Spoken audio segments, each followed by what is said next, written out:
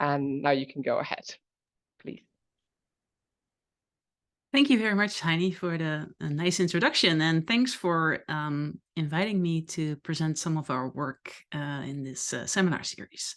So what I'm going to present on is joint work with Chi-Han Lee, who's an assistant professor in our department focusing on survival analysis, as well as Herb Sussman, who is a former student from our department. So in terms of this work, the goal of this study is, as the title suggested, to develop new measures of family planning and exposure to risk of unintended pregnancy that incorporate or better incorporate women's frequency of sex. Now, the reason why we came up with this goal is related to the current status. So as a matter of background, existing measures of family planning deal with sexual activity in terms of what I would call a binary indicator. So typically, sexually active women refer to those women who had sexual intercourse within a given time frame. So a common one is focusing on 4 weeks prior to whenever a measurement was taken in a survey. So what's the problem with that? Well, the problem with that is that this standard type of indicator cannot comprehensively quantify frequency of sex. And that's why we try to work towards a solution. And our solution is to use statistical modeling approach to quantify frequency of sex and then incorporate it into new measures of family planning. Now, in terms of the outline of this presentation, I want to cover 3 different things. I'm going to start with the question how to summarize sexual activity in a population of interest, to then use an illustrative example to demonstrate why it's important to account for frequency of sex in family planning measures, and propose some new ones and compare them to existing ones.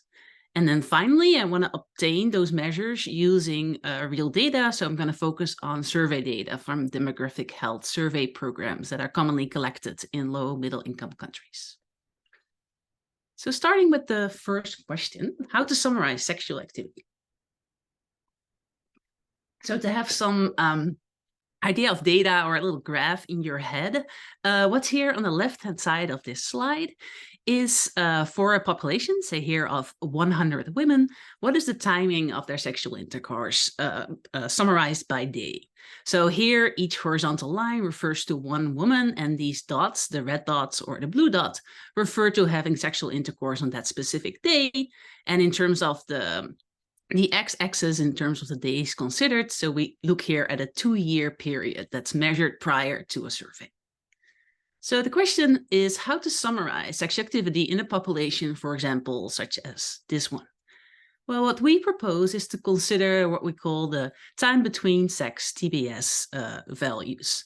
So what is in this population time between sex? It's a randomly sampled gap time, so time between sex, for a randomly sampled women in this population. So you just go to a random woman, a random horizontal line, and then a random time between sex for that woman. Now, how can we summarize that more formally? Through TBS distribution. So as the name hopefully suggests, this gives for every day D the probability that the time between sex or the gap time is it gives that probability for that given day. So what you see here in this graph is an example of a time between sex distribution. So on the x-axis is the different days of time between sex, and then on the y-axis is the probability with having a time between sex that's equal to that number of days. So the distribution you see here is in fact indeed the distribution of time between sex that's underlying this data you see here for this population on the left-hand side. Now, considering time between sex densities as a summary of sexual activity hopefully makes sense because different TBS densities result in differences in sexual activity within a population. So I have here 2 examples. So there's a TBS density for population 1 in the first column and in population 2 in the second column. And you see that when you first focus on these TBS densities or distributions, when you compare population 1 to population 2, you see that population 2 has a higher peak closer to 0, right? So it has a higher probability of shorter gap time, so shorter time between sex as compared to population 1. So then when looking at the corresponding illustration of sexual activity within the population, again, for 100 women, you see that there's more sexual intercourse in population 2 as compared to population 1. It would be basically just counting the number of dots. You see there are more dots in population 2 as compared to population 1. So TBS densities work to capture differences in sexual activity. So my next question then is, why is it important to account for frequency of sex in family planning measures? And to answer that question, I want to start by constructing some scenarios where sexual activity as measured in TBS distributions varies between users and non-users in the population. So specifically, I'm going to make use of two toy populations, 1 and 2, that's, and I'm going to show them here, that differ in their TBS distribution. So I'm using the same illustration as on the previous slide. So I have population 1 and 2, where the TBS distribution is different. So there's more sexual activity in population 2, but those TBS distributions are actually carefully chosen such that there is an equal percentage of women who were sexually active in any kind of a 4-week period. So when you measure back from, say, a survey time, the same percentage of women were sexually active in the last 4 weeks prior to a survey, which is 61% in both populations. Yeah, so this is going to be my building block for constructing different scenarios. So then specifically, what are these scenarios? I'm going to construct populations of 200 women. In each of these populations, what's the same is I'm going to divide those women up into 100 users and 100 non-users, and I'm going to make it a very simple population. So I assume that all these women indicated that they don't want a child in the next 2 years, they're fecund, and they're not pregnant postpartum. And so we're just working with users and non-users, and we're focusing on their sexual activity. Now, what is different between those populations, what I'm going to vary across the scenarios, is their frequency of sex, so their time between sex densities. And I'm going to assign either the time between sex density from population 1 or 2 to the users versus the non-users. So, for example, scenario 1, the users have a time between sex density drawn as following population 1, while the non-users also have the same TBS density following population 1. But then in scenario 2, I keep the users the same, but then for the non-users, I'm making them more sexually active by assigning the TBS distribution from population 2. Okay, so then doing that, what I can do is calculate these existing family planning measures, focusing on unmet need and demand satisfied. And because I created this very simple population with users and non-users only, what it boils down to is that unmet need in this setting refers to the proportion of women who are non-users and sexually active in the last 4 weeks, while demand satisfied refers to users out of the combination of users and women with an unmet need. Now, calculating these measures for the 2 scenarios, what do we see? We see that for the 2 scenarios, unmet need is 30% and demand satisfied is 62%. So we see that these existing measures are constant across scenarios, even if sexual activity varies for users or non-users. Specifically, as I mentioned, in scenario 2, I've made non-users more sexually active as compared to scenario 1, right? Oh, but demand satisfied or unmet need is still the same in both populations. And we would argue that there's an issue with that. So then if there's an issue with that, can we do better? And so we're thinking, well, probably we should be able to do better. So can we construct new measures that take into account these TBS densities among users and non-users, as opposed to just these cutoff summaries? And to introduce these new measures, what I'm first going to introduce is a summary measure of time between sex densities, which we refer to as average sexual exposure, ASE. So what ASE measures for a specific population is the proportion of women in that population who have had sex on a typical day. So it's taking an average of this time between sex distribution to come up with this measure. So these This ASE measure then can be calculated directly from a TBS distribution for a given population. So then coming back to our two examples and our scenarios, what we see now is that when we look at the average sexual exposure, for example, here for the non-users, well, when we calculate it based on population 1, the TBS distribution population 1, we get 0.03, which is the proportion of women who have sex on a typical day, versus in population 2, where there's more sexual activity, the ASE is higher, as we would expect, because it summarizes the TBS distribution. Yeah, so what we get with these summary measures is that ASE increases as the frequency of sex in a population increases. Now, these ASEs are going to be our building blocks for new measures. And the first new measure that I want to introduce is UPE, unprotected exposure to risk of unintended pregnancy. And I'm going to apologize for all these abbreviations. And I do hope that every slide, at least I say what it gets into. But so what this first one, the UPE, gets into is among all women, what is the proportion of non-users who have sex on a typical day? Can we calculate that? Yeah, we can calculate that when we get this the summary measure, so the ASE, the average sexual exposure for non-users, and then multiply that by in the population, what is the proportion of non-users? So when we do that in our different scenarios, so we start with the ASE for the non-users, and then we take that in our scenarios that 50% of the population are non-users, we get this value of the UPE. And then this value of the UPE increases as the frequency of sex among non-users increases. So what is the idea of unprotected exposure to risk of unintended pregnancy? The more the non-users are sexually active, the higher that measure becomes.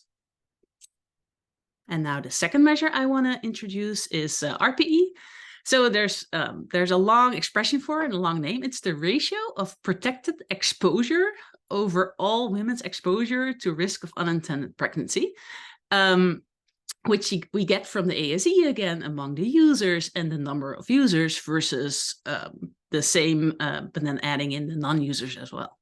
But so the easier way to think about this RPE measure is that it tries to capture the share of protected sex out of all sex going on in the population. Does that make sense? Yes, hopefully, because when you look at the numerator, it captures sex among users. Well, when you look at the denominator, it captures sex in the entire population on a typical day. Yeah, so what is this measure then? What does it look like in our different scenarios? Well, in our different scenarios, and now I introduced 4 scenarios, so there's a lot to look at in this table. But what you see here is that, as you probably would expect, is that the share of protected sex out of all sex, it decreases if sexual activity among non-users is more frequent relative to that among the users. So to talk you through some of these numbers, so whenever users and non-users have the same sexual activity, so they're either assigned to population 1 or they're assigned to population 2, then this RPE, this share, is just equal to 50% because the proportions of users and non-users in our population are the same and they're having the same frequency of sex. But now what happens when I go from scenario 1 to 2, where I make the non-users relatively more sexually active while keeping everything the same? Well, then the RPE decreases because now the share of protected sex decreases because the non-users are getting more sexually active. Now, vice versa, if I go, for example, from say scenario 4 to scenario 3, and I make the non-users less sexually active, then I see that the share of protected sex out of all sex increases. So that's the second measure that we wanted to introduce. Now, maybe this was a little bit fast. So what is the takeaway here? So why is it important to account for frequency of sex in family planning measures? The takeaways that we try to illustrate in the simplified example is that standard measures such as unmet need and demand satisfied can fail to capture differences across populations related to sexual activity among users and non-users. But then a solution could be that we use measures that are based on time between sex distributions among users and non-users, because those can capture such differences. And we illustrated some measures that can then capture that. So I now covered the first two parts of this talk. So we can summarize sexual activity in a population of interest. And we used an illustrative example to show that we can use new measures to better capture these differences in frequency of sex among users and non-users.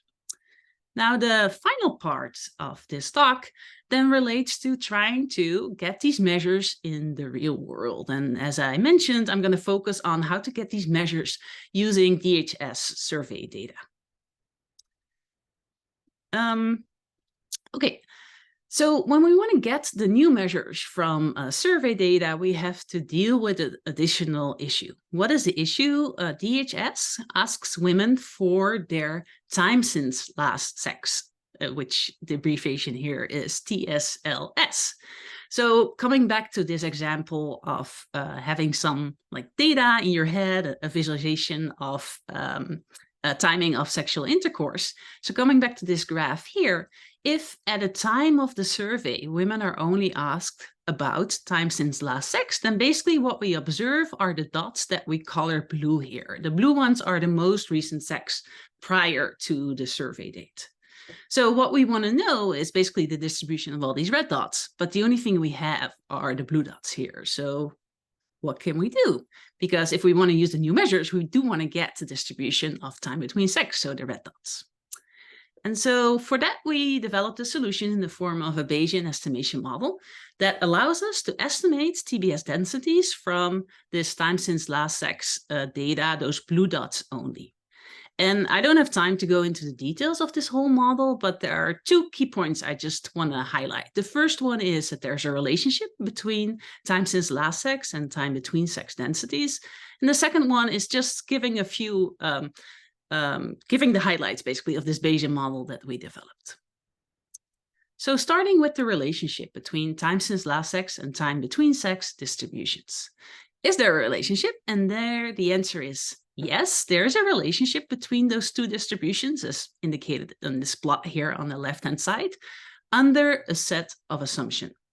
So these assumptions are as follows. The first assumption is that when we think about the population of interest, what we do is we need to sample women randomly from our population of interest, fine. And then for each woman, we need to sample a gap time between sexual intercourse randomly as well. And then finally, we need to assume that there's no systematic pattern in sexual activity. So for example, there cannot be seasonal variations within our period of interest. Now, if those three assumptions hold true, then what's the good news? The good news is that we can learn from time since last sex data to say something about time between sex distributions, because there is this relationship that we can make use of. So that then brings me to this modeling approach that we developed to estimate time between sex densities from time since last sex data. And so what is a summary here? So first of all, we use this fixed relationship between those two densities to then use time since last sex data to say something about time between sex densities. Then how does that work? Well, what's underlying this Bayesian model is, first of all, a parameterization of the time since last sex density and the associated time between sex density using so-called spline functions. So there's a little illustration in this graph here.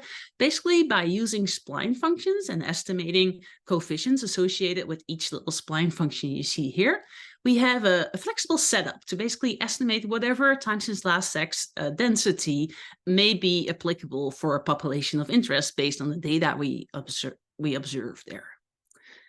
Then the third step in terms of our Bayesian approach is that we need to make assumptions about how the data that we observe relate to the truth. So in our case, we observe data on time since last sex. How do they relate to true time since last sex?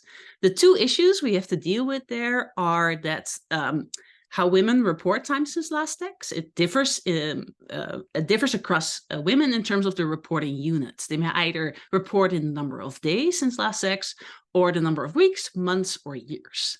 Another issue that we have to account for is that there may be heaping. That if women may be more likely to say that it's 7 days ago, as opposed to like 6 days or 8 days, or 30 days ago, about a month ago, as opposed to like 27 days. So to account for these issues, when we fit our model to the data, we make assumptions about when a woman says it's 7 days, what does that actually refer to in terms of true time since last sex? So specifically what we assume in our model, that if a woman reports time since last sex is 7 days, we assume that it could be anywhere between 5 and 9 days. So basically we add a bit of uncertainty to the data that we observe to account for these different kind of reporting issues. Similarly, when a woman reports in weeks, months, or years, we translate that into the range of days that that reporting may be associated with. And so this is illustrated here in what you'll see in a little bit in our an example in our case study. So here, the focusing just on the histogram, that shows this histogram shows the data on time since last sex as observed among users in Zimbabwe. And the histogram is in different colors. These refer to how the women reported their time since last sex in days, weeks, months, or years. And then basically these widths are associated with the assumptions we make about the ranges that these different reports refer to. Okay, then to conclude this summary of this Bayesian approach to estimate these densities. So what do? We fit a model in R using STAN. What we input into the model for a specific population is time since last sex data. So for example, for users in Zimbabwe, we input basically this histogram of these data points. And then what's happening in the background is we fit this spline function to this time since last sex data that we have, accounting for these reporting errors. And then we output a set of these time since last sex densities that reflect the what we have estimated based on the data. And then from that, we can get the associated time between sex densities. Now, that was maybe a very quick summary, but happy to elaborate more if there are questions later on. What I want to go to now is just showing you some results that we did using some case studies. So the data that we work with are capturing contraceptive use from the current use data in the DHS and capturing time since last sex also from the DHS. And then we focus on recent DHSs in 4 countries, Ghana, Kenya, Nigeria, and Zimbabwe. And to really focus on the difference between new and old measures and to make life easier for ourselves to introduce these new measures, we focus on a simplified study population. So for now, we focused on women who were never married, who were sexually active 2 years prior to the survey, who indicate that they don't want a child in the next 2 years, and who were also not pregnant or postpartum. So based on this simplified population, we collect data on time since last sex, as well as current use. So that then results in this histogram for, say, Zimbabwe among users that I illustrated earlier. What is their reported time since last sex? So then what we do is we fit our model that I just summarized to these data. So then for each country and usage group, we get estimates of their time since last sex distribution, as well as their time between sex distribution. So here, to continue with this Zimbabwe example, what you see here is the time between sex densities that we've estimated for the different user groups. So in red, we see the time between sex density for the non-users, and in blue, we see the time between sex density for the users. So we see this difference, right, in terms of their time between sex distributions. So then, going to some results. So here are examples of time between sex densities for the different populations. And again, these colors indicate the usage status. So looking at these different curves in those different countries, just highlighting a few compare and contrast findings, what we see is that these densities have fatter tails, so larger outcomes, less, on average, less sexual activity for the two countries, Kenya and Zimbabwe, right? We see that there's bigger tails in this distribution and less of a peak closer to zero. And then we can contrast that with what's going on in Ghana, especially the users, as well as in Nigeria overall, where we see much more of a peak towards zero in the time between sex distributions. So these are these distributions themselves. So now let's use these distributions to construct our new measures and compare them to the old measures. Now, before I present our new measures, I do want to mention that we need to do one more thing. We need to account for the percentage of women who are not sexually active in our true population. So in our setup, we calculate the time between sex among those women who were sexually active in the last 2 years prior to the survey. So then we need to take account of this proportion of women who were not sexually active at all in the 2 years prior to the survey. Now, to do that, we extend our ASE measure, our average sexual exposure measure, to include that percentage of women who were not sexually active. And so specifically, we use the ASE among the population that was sexually active, and then we add zeros for the population that wasn't sexually active. And this diagram then gives some information about these numbers for our case study. So this column here gives the percentage among non-users who wasn't sexually active in the last 2 years. And similarly, this column here gives that for the users. So then looking at these percentages, what we see within usage group is that these percentages are comparable. They're quite large for non-users. They're much smaller for users, as we would expect, with some exceptions. So the exception, for example, is that for Ghana non-users, we see that the percentage of women who wasn't sexually active is around 60%, while it's upwards from 70% for the other countries. The other thing that I want to highlight here in this table that is the outcomes for the ASEs for these different country usage group combinations. And what we see, as expected, based on how average sexual exposure is defined, is that we find that these ASEs are relatively small, relatively low for populations where earlier we said that they had these fat tails.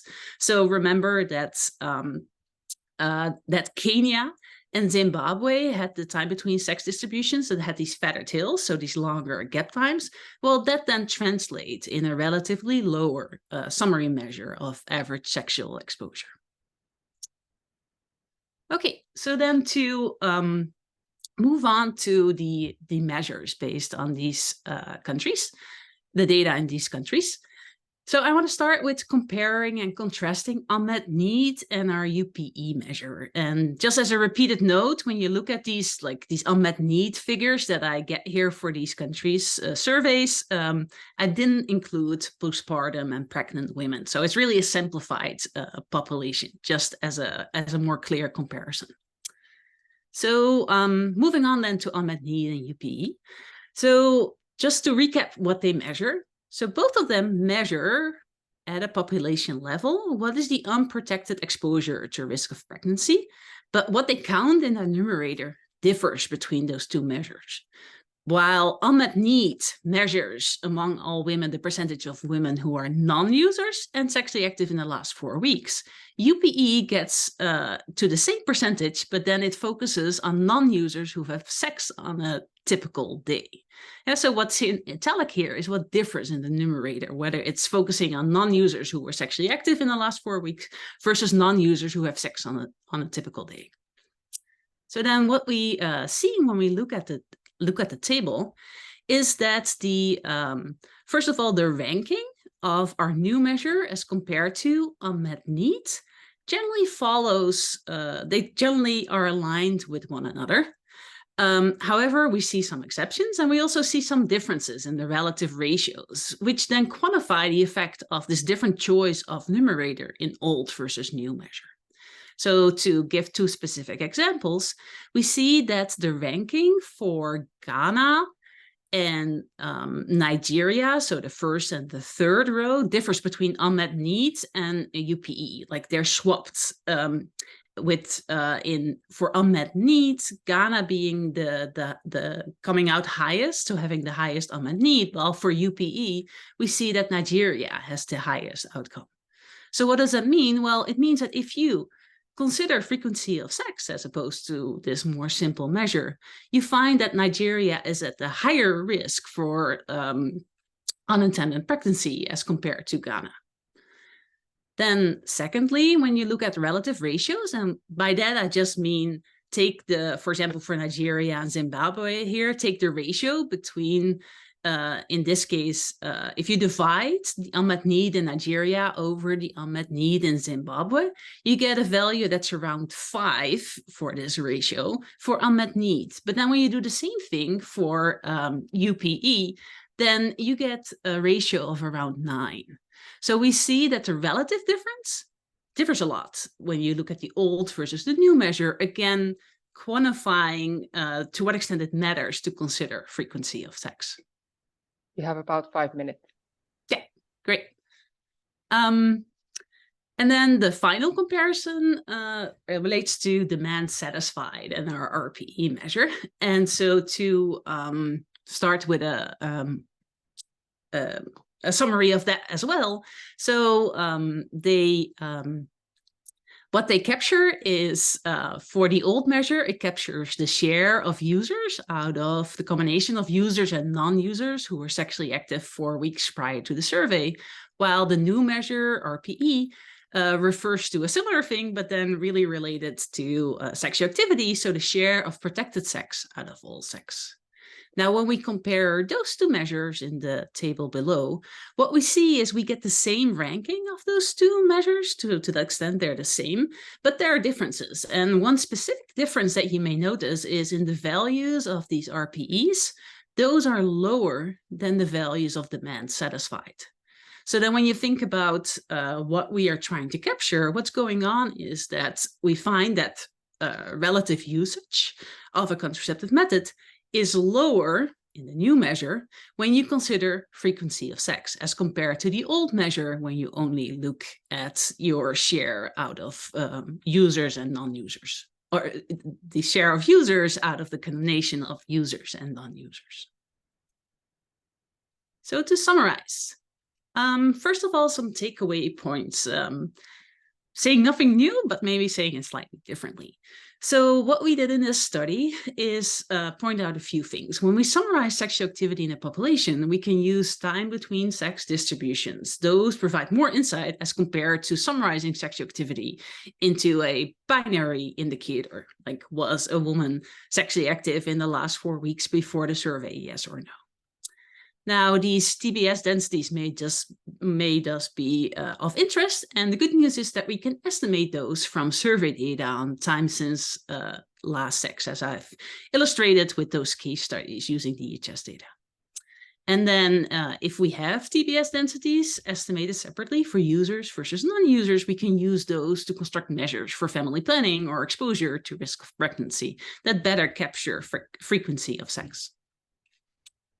Now, of course, there are limitations, especially related to doing this in the real world using survey data. So limitations include issues with reporting errors. And we do account for some reporting errors, but there are errors we cannot account for because we don't have enough information on it. So that relates to some issues with the current use question in DHS, as well as reporting on sexual activity. There may be social desirability issues. Another issue is that if there's seasonality in sexual activity, then we can get biased summary outcomes because a survey, by definition, only has a cross-sectional snapshot of what's going on. Now, we have some ideas about how to maybe improve this, but we also want to know that these limitations don't just apply to our new measures. They also apply when using the binary sexual activity indicator, and maybe even more so. Another limitation is that in the current set of summary measures, we are ignoring women who are pregnant and or postpartum. Of course, to give a more comprehensive look of what's going on in the population, those need to be included as well. And how they should be included really depends on what you want to use those measures for. Then wrapping up. So in our study, we worked on new measures for family planning and exposure to risk of pregnancy based on sexual activity and contraceptive use data. So now, based on this work, we hope we can use information on time between sex to better understand sexual activity among users and non-users. And what we see, we see it only as a first step. So we proposed only a first summary set, and we did a comparison and compare and contrast between like different countries for focusing on just unmarried women. But so going forward, what could be considered is to, instead of focusing just on summary measures, actually analyze these time between sex densities between different user groups, different countries. Or maybe like for thinking about within a country, consider changes within populations over time or subnationally. Also, like, of course, you don't have to focus just on unmarried women. So consider married women, or maybe consider women who want to get pregnant and try to get these TBS densities for those. So that was all I wanted to share. So if you are interested in more information, our paper was published recently in the special issue of Studies for Family Planning. Technical details of the Bayesian model are in our archive paper. If you want to go ahead and estimate time between sex densities for your own population of interest, we have an R package that is publicly available. And if you would like to discuss it further, then bring up questions right now, or you can always contact me later as well. Thank you very much. Thank you so much for the interesting presentation. I will now stop the recording